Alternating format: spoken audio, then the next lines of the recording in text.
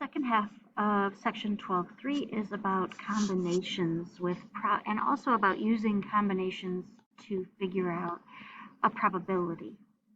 So combinations and permutations help us count the number of outcomes, and then with probability we can figure out how likely those outcomes are to happen.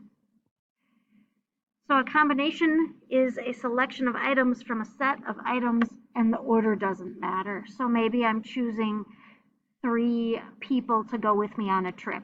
All 3 of them get to go on the trip, so the order in which I choose them doesn't matter.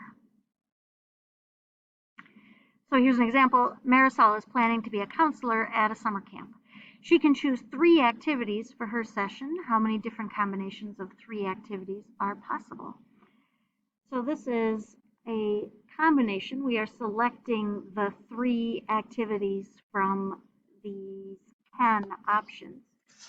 One way to figure this out is kind of the same way we did the other problem. So we can start. Whoops, what's going on?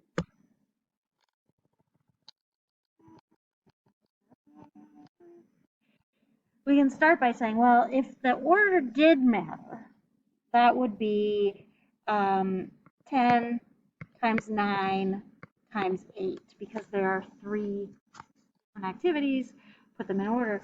But I know that if the order doesn't matter, that's not as many possibilities. And those 3 go in order in 3 times 2 times 1 different ways. So I don't care about the order. I know that if I have 10 times 9 times 8 possibilities, if I divide by all of the possible orders, I'm going to get just the number of the selection of 3 activities. So that's one way to do it. That's kind of logically like I'm going to divide by the number of orders that I eventually put those 3 activities in. The other way to do it is to do a formula. So the formula would be 10 minus, oops, sorry, I lied, 10 factorial,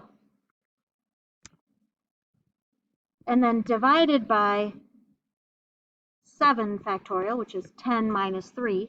That tells me the combination, the number of in order, and then we're going to divide by the number of different orders. So we divide by 3 factorial.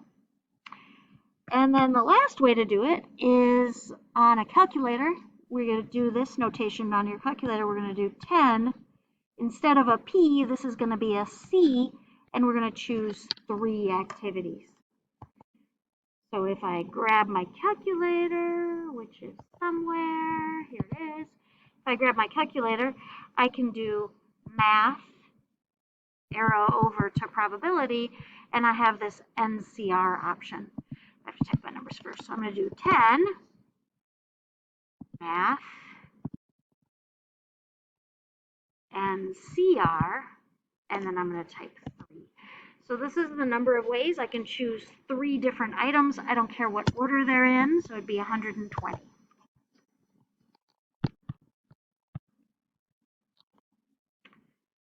If we were doing this without a calculator by hand, we can reduce this fraction a little bit and make this into a 3 and make this into a 4, and we would be doing 10 times 3 times 4, and we can see that that's 120. All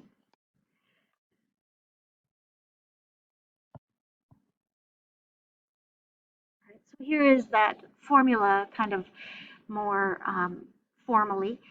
You're choosing the number of objects from a larger set, and the order doesn't matter.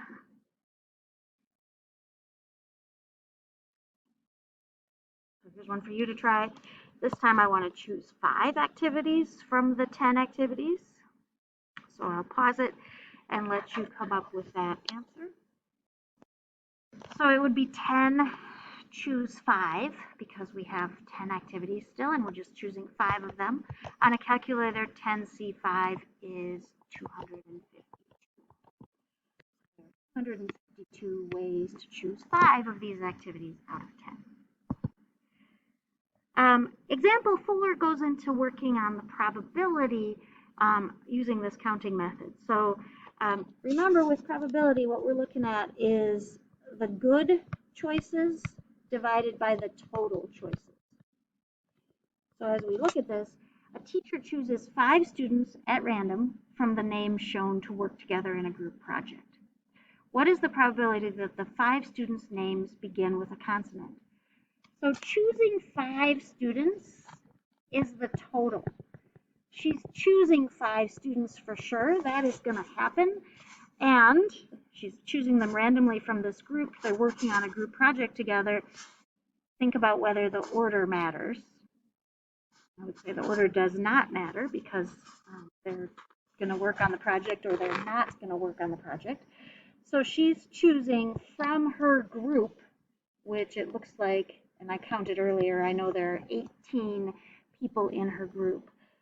So she's choosing from 18, she's choosing 5 students. Now the good, we're going to count this as good for our probability, the probability that the 5 students' names all begin with a consonant. So like Muhammad would be good. 2, 3, 4, 5, 6, 7, 8, 9, 10, 11, 12, 13. So it looks like we have 13 students who begin with a consonant, and we would like to choose 5 of them. But then we should also think about beginning with a vowel. These students who begin with a vowel: Adam, Ella, Alicia, Olivia, and Arthur. That's 1, 2, 3, 4, 5. So that's the other option, but she's choosing from those 5 students, she's choosing 0. She's not choosing any of them. So then from there we grab our calculator and we do 13C5.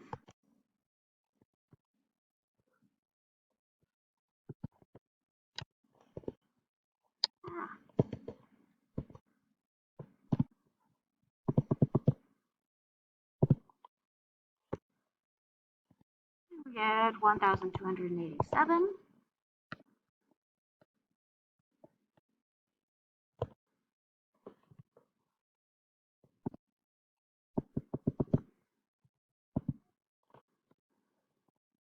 That's one way to choose 0 students, and then 18 choose 5.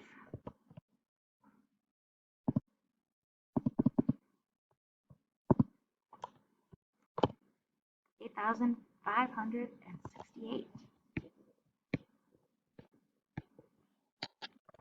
So then we do our division to get our probability. 1,287 divided by 5, 6, 8. And we get that it's about 15% chance that all of the 5 students began with a consonant. And then here's one for you to try. This is the probability that the 5 names end with a vowel.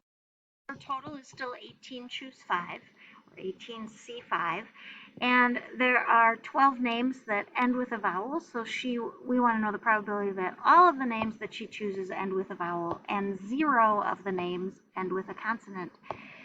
So then we can type that onto our calculator, and we get that there's about a 9% chance that the 5 names end with a vowel. If I had said, what is the probability that 3 of the names end with a vowel and 2 don't? What would change is I would say that would be 12 choose 3 times 6 choose 2. So I keep doing this 6 choose 0. I keep doing this part because I want to emphasize that you should also be thinking about how many of the names don't fit what we're saying. So far, this has always been 1, but it doesn't have to always be 1. So this would be the probability that 3 end with a vowel and 2 end with a consonant.